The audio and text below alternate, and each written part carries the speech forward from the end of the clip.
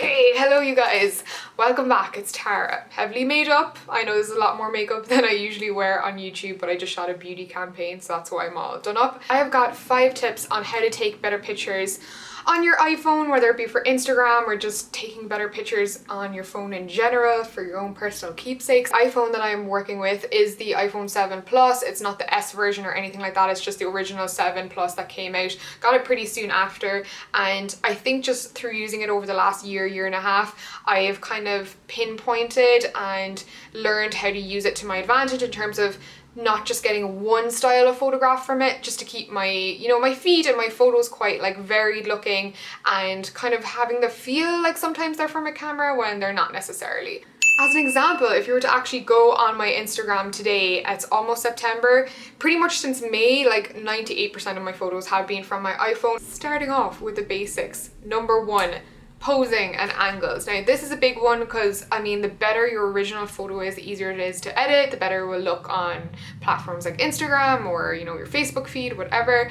And definitely with iPhone, the back camera seems to be a bit more of like a wide angle lens, so it's not going to capture everything kind of in perspective. Everything's going to be a little bit stretched, especially towards like the edges of the frame that you'll notice. Now you can definitely use this to your advantage. What it is great for is making you look longer, taller, and just like more like elongated, I suppose the word is. So what I do is generally for my outfit pictures, I tend to bug my boyfriend for those, but God love him, he complies, and generally it ends up with me kind of luring him down to his knees to get that shot. And I find most flattering for an outfit shot is to, shoot from kind of on your knees and tilt the camera up a little bit. This doesn't really work if you're sort of small and in the center of the picture, but if you sort of take your body up with 3/4 of the picture and kind of aim for your like tippy toes, let's say, to kind of be closer to the bottom of the photograph, this just really makes your legs look super long. It stretches them out, it makes you look taller, and that's kind of generally one of my go-to full-length outfit poses for Instagram because it's just really flattering. Sometimes I just assume everyone knows this stuff because I'm a blogger and I tend to share tips with other bloggers and all of that stuff, but I kind of forget that not all of this is kind of really obvious. But I guess just having the camera a bit more in level with what you want to be in the center of the photograph. So let's say, I don't know, it's 3/4 length shot and the person's stomach is like in the middle of the shot. You kind of want to have the camera like level with that. Tip number 2, something I actually stumbled across myself kind of recently, but I'm sure you guys all know by now of the portrait mode. I definitely think it's available on iPhone 7 and up, but I've had a lot of fun with this since I got my phone. It's really handy for like product shots. Obviously it gives you that blurry background that you get on like really fancy DSLRs and nice lenses, and I take like quick product shots with it. The only thing is it isn't as high quality as the regular photo option. It tends to be kind of grainy, but the photos come out best when the light is optimal. Like when you've got really good light, you can get a beautiful like blurry product shot or image or whatever it is that you're trying to take. But what I realized recently was you don't have to use portrait mode for the blurry background. I've been playing around with taking just regular like 3/4 length outfit shots of it and just pictures in general of landscapes. Okay, to break it down, when you take a normal iPhone picture, it's usually quite wide. You can fit a lot into the picture. Let's say it's like a landscape, or like not a landscape, but a picture of, I don't know, a street like I took recently. I'll actually pop these pictures on the screen as well, as you can see. So you tend to have quite a wide range of view with the regular pictures, but when you take it in portrait mode, you don't have the blurry background. You just get a more of a 50mm lens look, which is obviously a lot more zoomed in, but the picture itself looks a lot better. It looks a lot more like the style of a 50mm lens on a camera, as opposed to that like really wide iPhone shot, which doesn't always work. It doesn't always look pretty. So I've been having a lot of fun actually just taking regular pictures, not using it for the blurry background in portrait mode. And I like how they look. I feel like the perspective on the photos is really nice. I don't know how they do it, but the fact that you can get 2 different styles of photo with the same camera is pretty cool. I thought I'd mention 2 gadgets which have really helped me kind of, again, take more photos and take more photos on my own, which is super important. My boyfriend works full time, so I don't always have him here to help me. I don't always have a photographer booked or anything like that. So when I'm in a rush and when I've got a really like tight deadline to do, or if I just want to like play around, you know, you don't have to do this as a job to play around.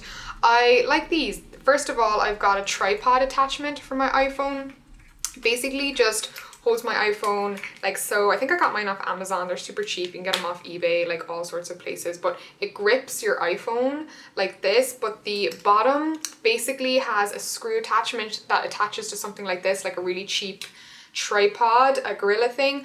But generally when I'm taking pictures on my own, I like to have my phone like upways like this, and not a lot of these tripods actually go at like 90-degree angles. So I just remove the attachment and attach it to my actual tripod that I use for my camera. I just put on the little screw thing and it works really well. And then to further assist me, I like this. This is like another little cheap gadget from Amazon, but it's a timer button, not a timer button, a shutter button. You hook it up via Bluetooth and you literally just snap away, so you don't have to be at your camera or set a timer on your camera and like run into your spot. You can just sit down, set up your iPhone on camera mode and get into your position and press the button, and it'll either, depending on whether you set a timer, it'll go off in 10 seconds or it'll take the picture instantly, which is super handy when you're trying to set up a shot and you're not like posted up right next to your camera or taking a selfie. Another two settings that I find really helpful on my camera are the HDR and the live setting.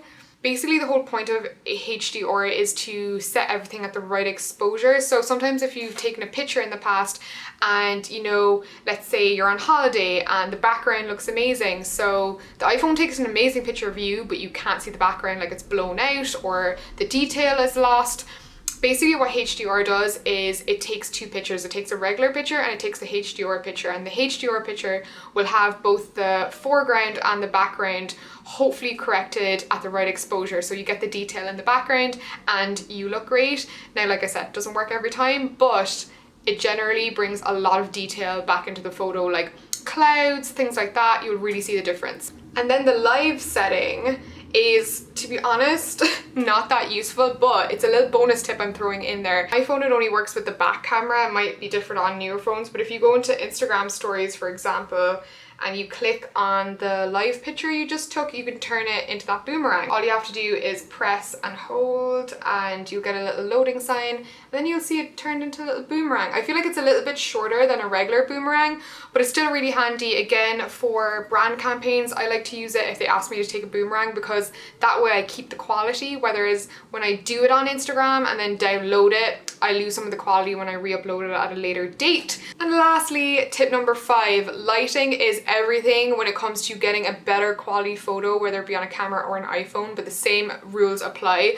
The better the lighting on an iPhone, the clearer, the crisper, just the nicer your picture is going to be. And lighting and shadows are everything when it comes to that, especially when it comes to like selfies. For example, I picked a random spot in the apartment where I wasn't facing any light, and this is what I came up with. As you can see, it's not the most flattering photo. You can see all the bags and the shadows on my face, but when I go and face towards the light, I end up with something a little bit smoother, a little bit nicer, nice flat light. You can see my makeup clearly and it's just a bit more flattering. But to take it up a notch, I would always recommend shooting in golden hour light if you can. Anytime I'm taking a skin shot, a makeup shot, I try and get my skin in the golden hour, whether it be outside, on my rooftop, sometimes I'll shoot, or just in my bedroom like I did today for this makeup look.